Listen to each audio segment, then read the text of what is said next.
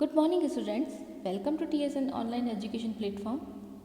हम पढ़ रहे थे आपकी हिंदी विषय की पाठ्य पुस्तक बसंत भाग 2 का पाठ 5 जो कि है मिठाई वाला। इसमें अब तक हमने पढ़ा कि एक गली के बारे में बताते हैं कि एक गली है जिसमें कुछ बेचने वाला आता है जो कि खिलौने बेचता है और उसकी आवाज़ इतनी सुरीली होती है, इतनी मधुर होती है कि आसपास जो भी सुनता है वो उसी की तरफ खिंचने लगता है, उसी के पास देखने के लिए आता है। और वो जो खिलौने बेचता है वो भी बहुत ही अच्छे और बहुत ही सस्ते बेचता है, 2-2 पैसे में बेचता है। तो उसके पास से बच्चे खिलौने लेने के लिए आते हैं। उनकी माएँ भी चिक उठाकर, जो बाँस की बनी होती है उन्हें उठाकर छतों से झाँकती है।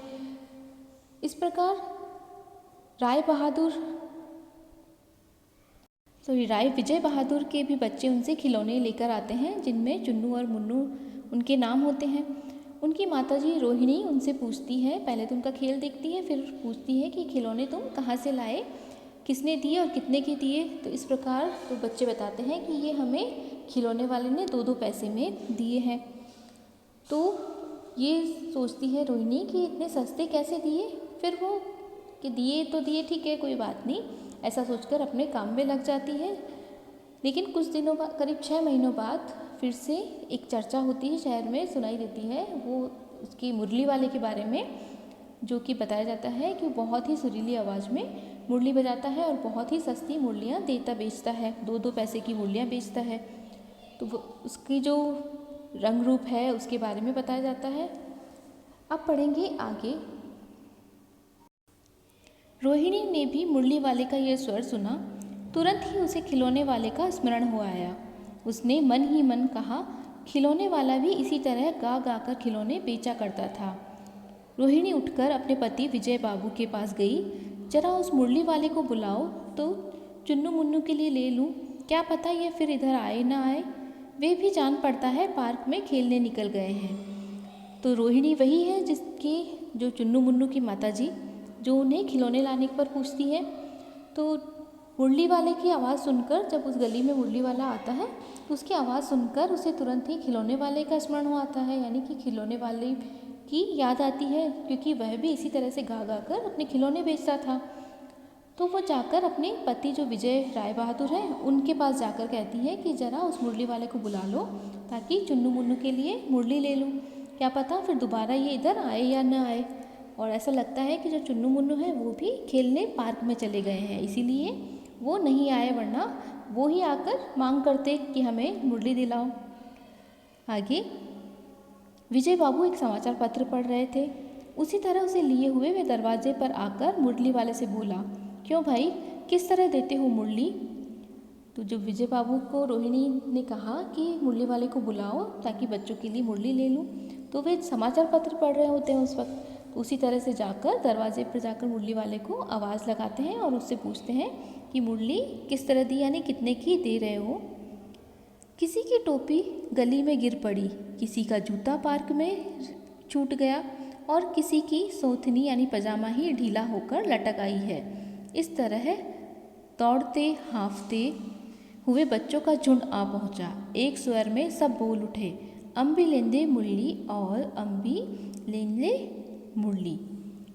तो जब जो विजय बाबू हैं उन्होंने मुरली वाले को बुलाया तो उसके साथ साथ जो आसपास पार्क में बच्चे खेल रहे थे वो भी भागे हुए आए। और इस भाग दौड़ी में उनके कई बच्चों की, तो किसी की टोपी गिर गई जो उसने पहन रखी थी, किसी का जूता पार्क में छूट गया और किसी की पजामा को कहते हैं वो ही ढीला होकर लटक गया था उस भाग दौड़ में।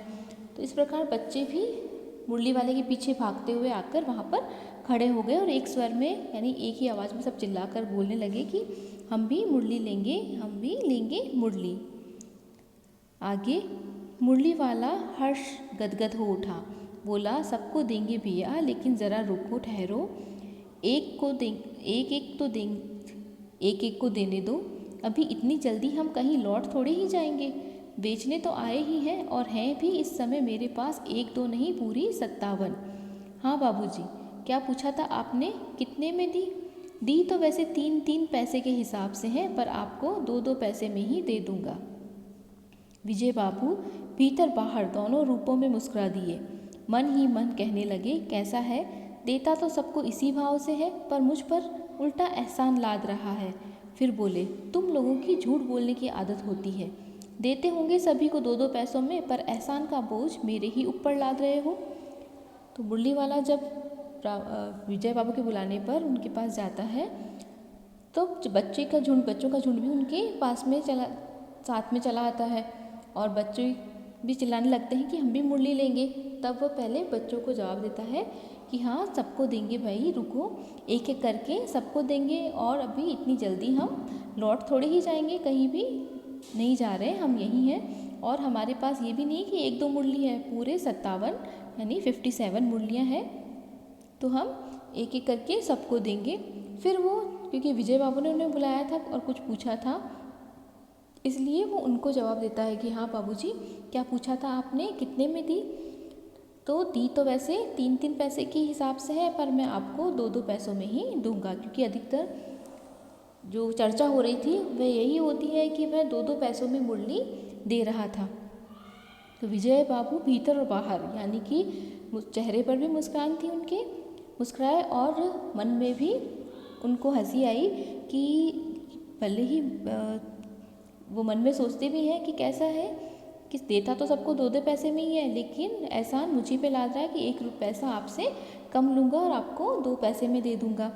फिर वो उससे बोलते हैं कि तुम लोगों की झूठ बोलने की आदत होती है, कि तुम पहले तो ज़्यादा बताते हो और फिर बाद में एहसान दिखाते हुए कि आपसे कम लेंगे, ऐसे करके दूसरों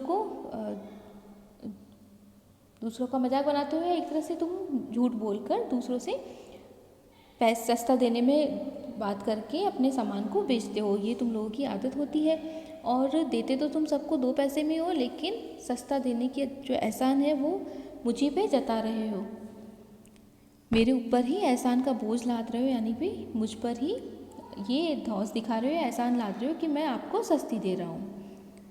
आगे मुरली वाला एकदम अप्रतीप हो उठा, बोला, आपको क्या पता बाबूजी कि इनकी असली लागत क्या है? यह तो ग्राहकों का दस्तूर होता है कि दुकानदार चाहे हानि उठाकर चीज़ क्यों न बेचे, पर ग्राहक यही समझते हैं, दुकानदार मुझे लूट रहा है। आप भला काहे को विश्वास करेंगे, लेकिन सच पूछिए तो बाबूजी, असली दाम 2 ही पैसा है। आप कहीं से भी 2 पैसे में ये मुरली नहीं पा सकते। मैंने तो पूरी 1000 बनवाई थी, तब मुझे इस भाव में पड़ी है। तो आगे जब इस प्रकार जो विजय बाबू उसे सुनाते हैं, उसे बोलते हैं, तो एकदम से वो अप्रतिभ होता है, यानी उदास हो जाता है, और बोलता है, आपको क्या पता बाबूजी कि इसलिए इनकी असली जो लागत है वो क्या है, यानी कि ये कितने खर्च आया इनको बनवाने में, लागत यानी कहलाता है खर्चा। तो इनका असली खर्च कितना है कि यह तो ग्राहक कहते हैं जो सामान खरीदता है, तो ये ग्राहकों का दस्तूर होता है, यानी कि ग्राहकों की आदत होती है कि दुकानदार भले ही हानि उठाकर महंगी चीज़ को सस्ती में बेचे, लेकिन फिर भी ग्राहक यही समझते हैं, खरीदार यही समझता है कि जो दुकानदार है वो उसे लूट रहा है। तो अब भला आपको क्यों विश्वास होगा, क्योंकि सब लोग ऐसा ही सोचते हैं, जो भी कोई सामान खरीदता है वो यही सोचता है कि जो दुकानदार है वो मुझे लूट रहा है, महंगी चीज़ दे रहा है, तो इसलिए आपको भी विश्वास नहीं होगा। लेकिन सच तो यह है कि इनका असली दाम 2 पैसे ही है, यानी 2 पैसे ही मुझे खरीदने में लगे, और इतनी सस्ती आपको कहीं पर भी नहीं मिलेगी, और मुझे इसलिए सस्ती इसलिए पड़ी है क्योंकि मैंने पूरी 1000 मुरलियाँ बनवाई थी, इसीलिए मुझे 2-2 पैसे की एक मुरली पड़ी, इसीलिए जितने पैसे मुझे इनको खरीदने में लगे उतने में ही मैं बेच रहा हूँ, बिल्कुल भी जो लाभ है या फ़ायदा है वो मैं नहीं उठा रहा हूँ। विजय बाबू बोले, अच्छा मुझे ज़्यादा वक्त नहीं, जल्दी से 2 ठो निकाल दो। तो विजय बाबू कहते हैं कि ठीक है, वो ज़्यादा उनसे बहस नहीं करना चाहते, इसीलिए कहते हैं कि मुझे ज़्यादा वक्त नहीं है, ज़्यादा समय मेरे पास नहीं है, जल्दी से 2 ठो निकाल दो, यानी कि ठो का मतलब है कि 2 तरफ निकाल दो, या 2 मुरली मुझे दे दो। 2 मुरलियाँ लेकर विजय बाबू फिर मकान के भीतर पहुँच गए। मुरली वाला देर तक उन बच्चों के झुंड में मुरलियाँ बेचता रहा। उसके पास कई रंग की मुरलियाँ थीं, बच्चे जो रंग पसंद करते मुरली वाला उसी रंग की मुरली निकाल देता। तो विजय बाबू ने मुरलियाँ ली और अपने घर के अंदर चले गए। मुरली कहते हैं बाँसुरी को। तो जो बाँसुरी वाला है, मुरली वाला है, उसके पास कई सारी मुरलियाँ थी अलग अलग रंगों की, और जो बच्चों का झुंड था वो भी वहीं पर इकट्ठा हो रखा था। तो वह विजय बाबू के जाने के बाद में भी उन बच्चों को मुरलियाँ बेच रहा था। बच्चे जिस भी रंग की मुरली पसंद करते उसे उसी रंग की मुरली निकाल कर दे देता। यह बड़ी अच्छी मुरली है, तुम यही ले लो बाबू। राजा बाबू तुम्हारे लायक तो बस यह है। हाँ भैया, तुमको वही देंगे, ये लो। तुमको वैसी ना चाहिए? यह नारंगी रंग की। अच्छा वही लो। ले आए पैसे? अच्छा ये लो, तुम्हारे लिए मैंने पहले ही से यह निकाल रखी थी। तुमको पैसे नहीं मिले? तुमने अम्मा से ठीक तरह मांगे न होंगे। धोती पकड़कर पैरों में लिपट कर अम्मा से पैसे मांगे जाते हैं बाबू। हाँ फिर जाओ, अब की बार मिल जाएंगे। दुअन्नी है तो क्या हुआ, ये लो पैसे वापस लो। ठीक हो गया ना हिसाब? मिल गए पैसे? देखो मैंने तरकीब बताई। अच्छा अब तो किसी को नहीं लेना है, सब ले चुके। तुम्हारी माँ के पास पैसे नहीं हैं? अच्छा तुम भी यह लो। अच्छा तो अब मैं चलता हूँ। तो मुरली वाला काफ़ी देर तक जब बच्चों को मुरलियाँ बेच रहा होता है तो वह बच्चों से जो बातचीत करता है उसी के बारे में यहाँ पर लिखा गया है कि बच्चों के कहता है कि हाँ यह बड़ी अच्छी मुरली है, तुम यही ले लो। जो बच्चा जिस रंग की मुरली या जो पसंद करता है उसी के बारे में बताते हुए वो मुरली देता जाता है और बताता जाता है। तो किसी बच्चे को बाबू बोलता है, किसी को राजा बाबू बोलता है।